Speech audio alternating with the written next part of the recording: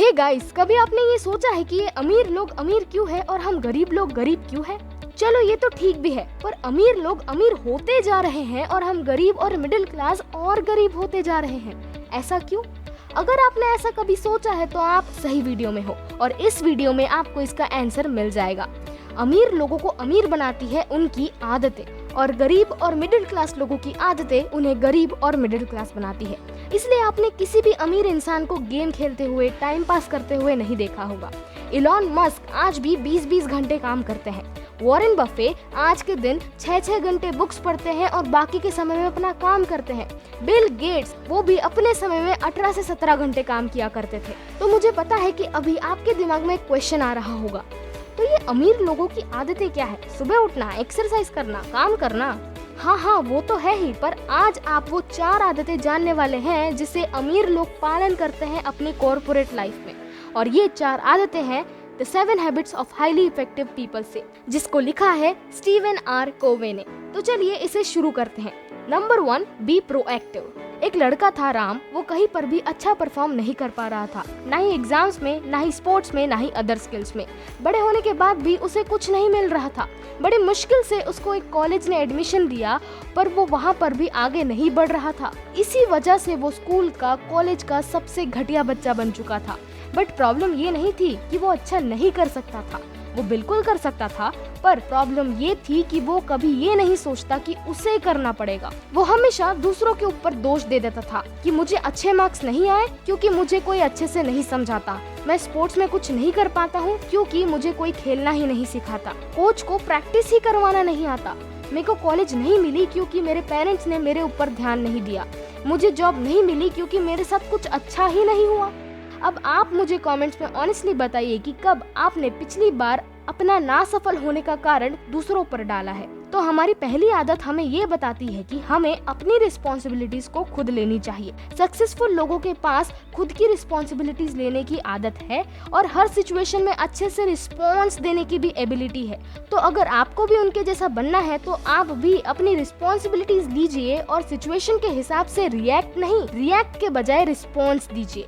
मतलब कि अगर आप किसी फील्ड में अच्छा नहीं कर पा रहे हैं तो दूसरों को दोष देने की बजाय, गुस्सा होने की बजाय आप ये सोचिए कि ऐसा क्या है जिसे मुझे इम्प्रूव करना चाहिए और उसे अगली बार इम्प्रूव करने की कोशिश कीजिए।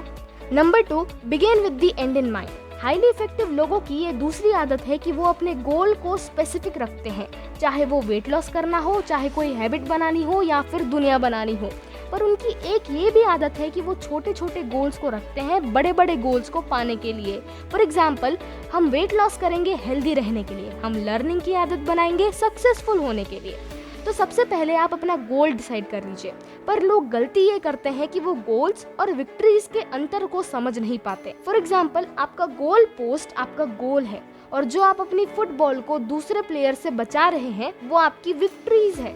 लोग विक्ट्रीज को ही अपनी गोल बना लेते हैं, मतलब कि इस साल मेरा प्रमोशन मैं करवा के ही रहूंगा। पर वो ये नहीं सोचते कि ये शॉर्ट टर्म विक्ट्री है, इससे आपको खुशी नहीं मिलेगी और अगर आप इसी से खुश हो जाएंगे तो आप गोल कैसे पार करेंगे। Number 3, put first things first. जैसे कि इस पॉइंट से ही हमें पता चल जाता है कि हमें पहली चीजों को पहले रखना है। बट पहली चीजें क्या है, किसके पहले रखना चाहिए? तो असल में जैसे कि हमें पहले से ही पता है कि हम अपनी आदतों से ही अमीर, गरीब और मिडिल क्लास बनते हैं और अगर हमें भी सक्सेसफुल बनना है, अमीर बनना है, तो हमें उनकी आदतों को कॉपी करना होगा। तो अगर हम देखें उनकी आदतें क्या है तो उसमें से एक बहुत ही मेन आदत है, वो है टाइम मैनेजमेंट।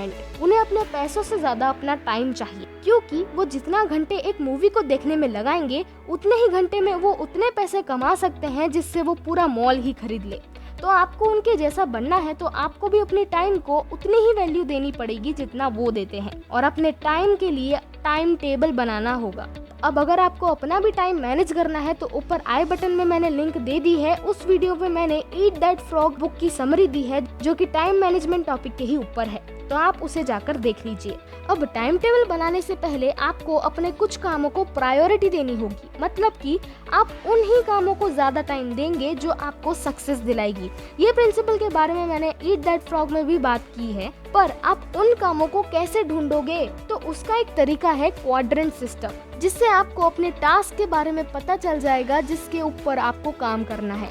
आपको एक पेपर लेना है और उसमें एक बड़ा सा बॉक्स बनाना है जिसमें आपको 4 छोटे छोटे बॉक्स बनाने हैं और ऊपर के 2 बॉक्सेस के ऊपर आपको लिखना है अर्जेंट और नॉट अर्जेंट और लेफ्ट साइड में आपको लिखना है इम्पोर्टेंट और नॉट इम्पोर्टेंट। ये सब लिखने के बाद आप दिन भर में जो टास्क आप करते हैं, ब्रश करने से लेकर रात को बुक पढ़ने तक के पूरे टास्क को लिखना होगा उस बॉक्स के बाजू में और फिर आपको उन चारों बॉक्स में उन टास्क को भरना होगा।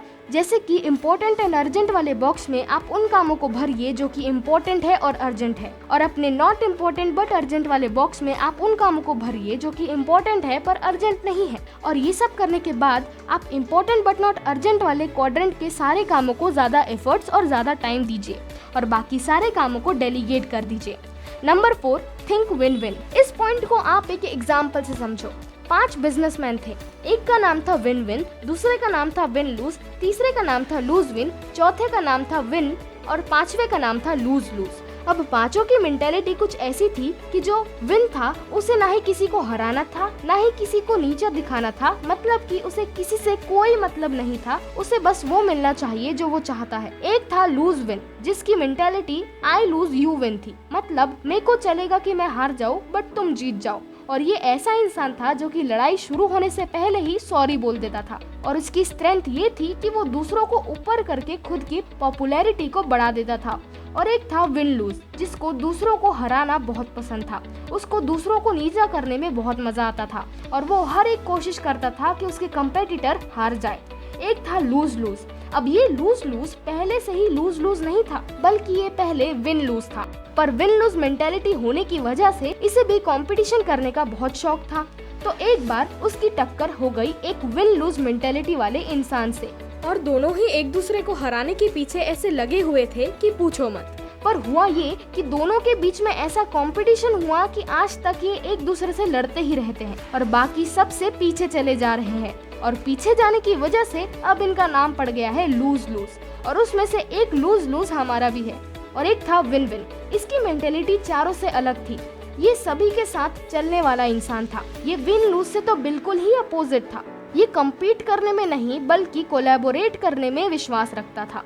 ये जिसके भी साथ कोलैबोरेट करता था उसकी मदद से और इसकी मदद से दोनों ही अपने गोल को पार कर लेते थे। अब आप सोच रहे होंगे कि रीट्जा तो ये हमें क्यों बता रही है? ये मैं बता इसलिए रही हूँ क्योंकि इन्हीं चारों कैटेगरीज में हम सभी आते हैं। अब आप मुझे कमेंट करके बताइए कि आप ऑनेस्टली किस कैटेगरी में आते हैं। पर इन्हीं चारों कैटेगरीज में से एक कैटेगरी में सक्सेसफुल लोग आते हैं और आप जैसे कई लोग भी आते हैं जो सक्सेसफुल बनना चाहते हैं और वो कैटेगरी है विन विन। आपने ऑब्जर्व किया होगा कि सारे बड़े बड़े लोग जो कि सेम फील्ड में हैं, एक दूसरे को कभी नीचे नहीं करते ना ही नीचा दिखाते हैं।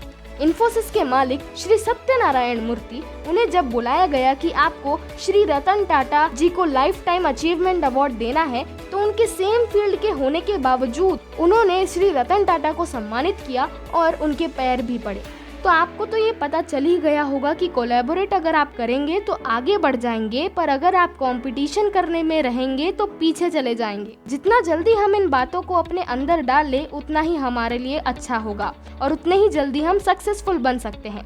तो गाइज यही थे आज के वो 4 habits of highly effective people जो आपको सेल्फ मास्टरी और सेल्फ इम्प्रूवमेंट सिखाते हैं। और वो 4th हैबिट आपको कोलैबोरेशन सिखाती है जो कि बहुत ही जरूरी होता है हर एक इंसान को जानने के लिए। तो आप इस वीडियो को अपने हर एक दोस्तों के साथ और अपने फैमिली मेंबर्स के साथ शेयर कर दीजिए, क्योंकि हमारा गोल है कि आपको इम्पोर्टेंट बातें बताएं जो कि आपको स्कूल में नहीं सिखाई जाती, ताकि आप इंजीनियर या डॉक्टर बनने के सिवाय कुछ अच्छा कर सके।